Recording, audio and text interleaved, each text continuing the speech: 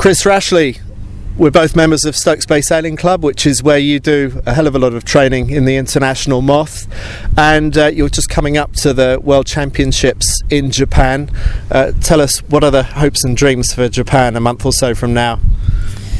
Yeah, Stokes Bay is a great place for us to train. You know, it's one of the best sort of sailing locations in the South Coast, so hopefully it's going to prepare me well for Japan, or mixed conditions that we're expecting in Japan.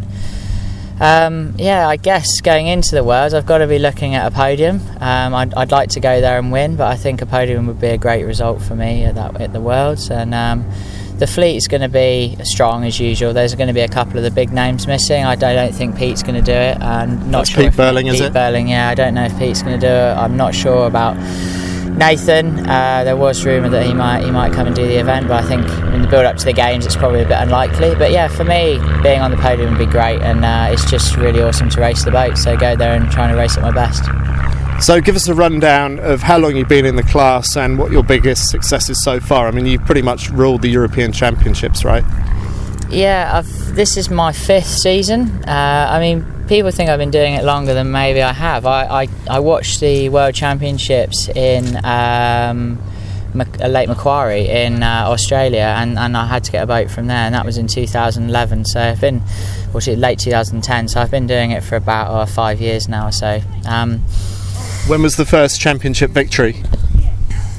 Well, interestingly enough, it was quite quickly after I stepped into the boat. I think back in those days, certainly in the UK and Europe, people were still struggling to do the basics of tacking and jibing, and I worked really hard here at Stokes Bay over that winter of 2011, and I won the Inland Championships, I think, which was in March, so probably only a couple of months, 2 or 3 months after I got the boat. But everyone was kind of a bit asleep, I guess, at that stage, and for me the first major championship win was the European Championships in the summer of 2011.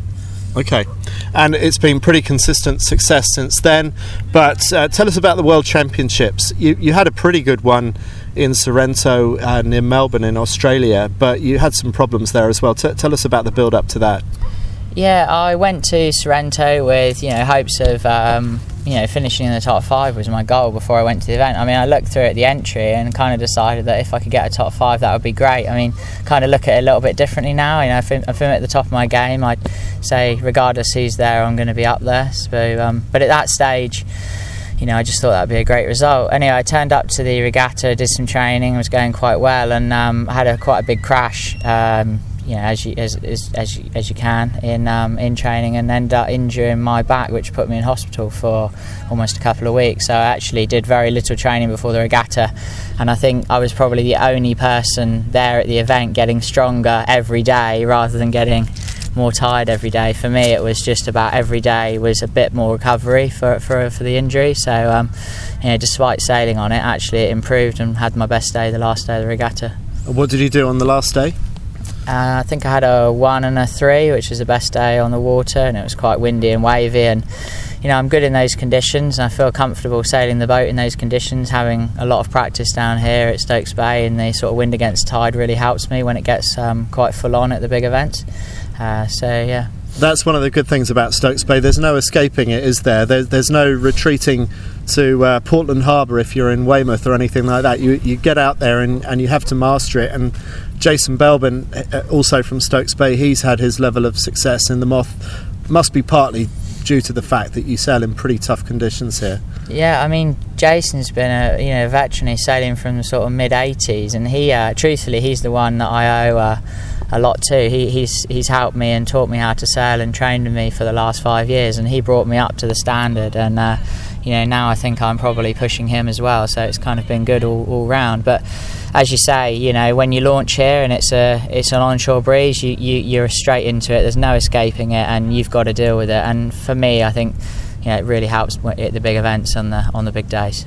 And this place, Stokes Bay, has turned into Moth Central, really, hasn't it? And there's a lot of training going on out here. Just tell us about some of the other people here. Yeah, so as well as myself and Jason, Ben Payton travels down from Lymington to train here quite regularly. Dan Vincent, he's come from the Musto fleet, trains here regularly. Dan Ward, who came from the Lasers, and he's down here, just got a new Exocet. And we've got just a number of guys who come down in the week and do some training as well. So anytime the weather's good, and maybe get out of work in the afternoon. So yeah, there's plenty of guys here. We've also got Kevin Elway, who's the designer of the Exocet, which is the moth that I sell, and he doesn't sell so much anymore, but he's very active in helping and supporting my campaign and improving or trying to improve the Exocet and get us into a position where we can win the World Championships. I feel like there's a name that you've missed there. Maybe is he a Stokes Bay sailor, Rob Greenhalgh?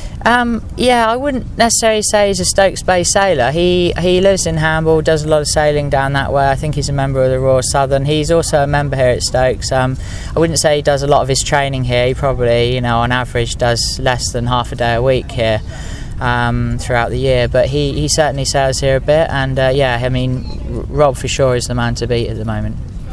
So, talking about these World Championships, you've mentioned that Pete Burling, Nathan Outridge, maybe they won't be there because of America's Cup and Olympic commitments. You're going after a podium. Obviously, there are a bunch of other people that are extremely good, some very fast Australians such as Josh McKnight. When did you last check in with each other? What were the relative speeds compared with people from other parts of the world?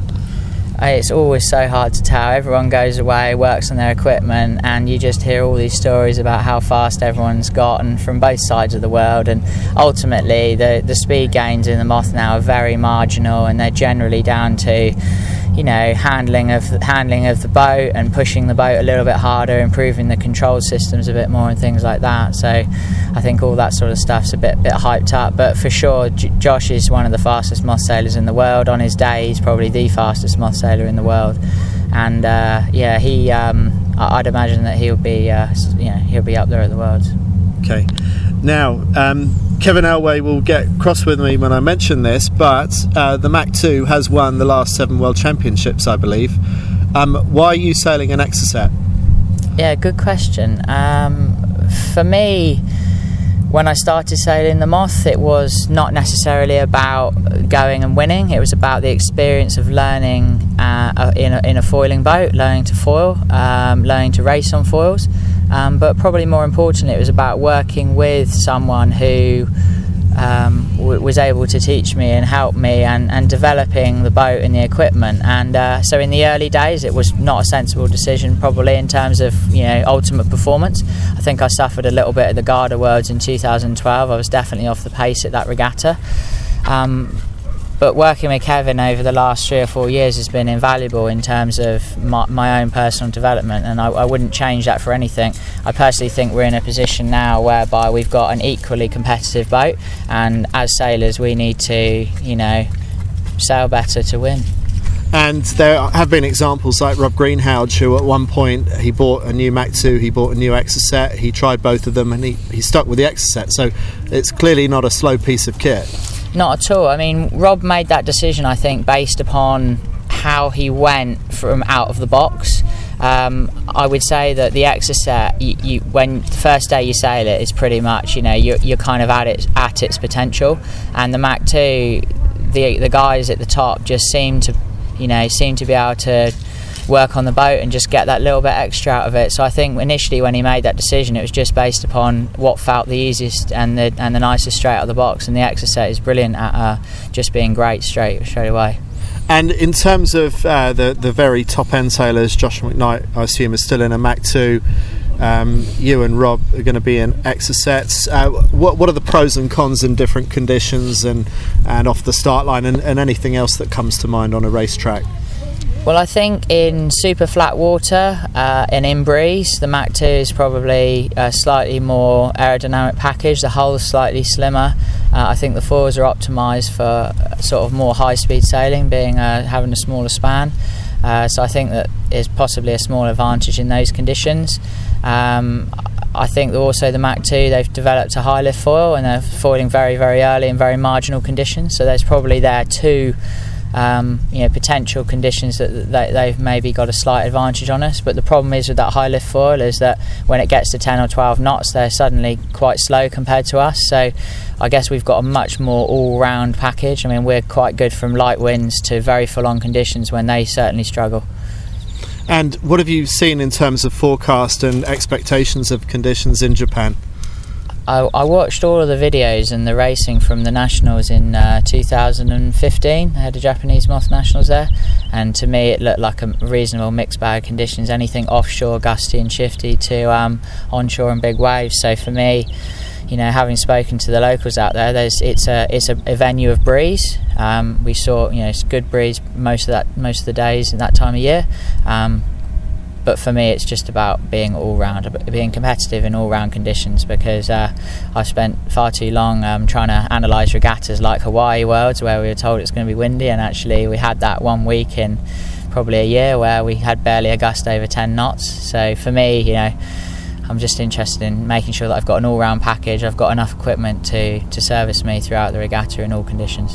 And you do have the choice of having a quiver of different foils. Are you going to have that choice, different types of rudder and centre foil for different conditions? Yeah, we are.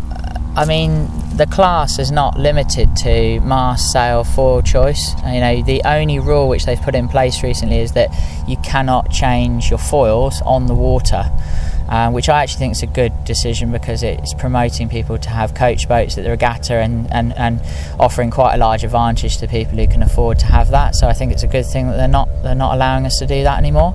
But in terms of what you want to rig up in the morning, or whether you want to sail in between races and change foils, you're more than welcome to do that.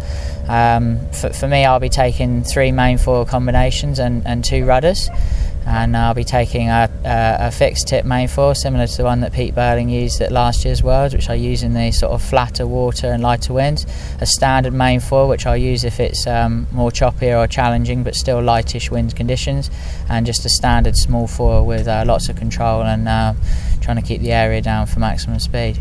That's quite a lot to get your head around, so you need to be watching those forecasts quite carefully. Yeah, I do, but I'll always go conservative. I think in the past I've certainly saw Rob make some big decisions and make some mistakes from doing that, so I've kind of learned from watching other people make decisions on equipment day to day, especially at the big events when it's people are trying to risk it all to be at the front. So I'll go conservative for sure, and I won't make any decisions which probably going to put me outside the range of that foil. Chris, thanks very much, and we wish you the best of luck at these World Championships. Thank you.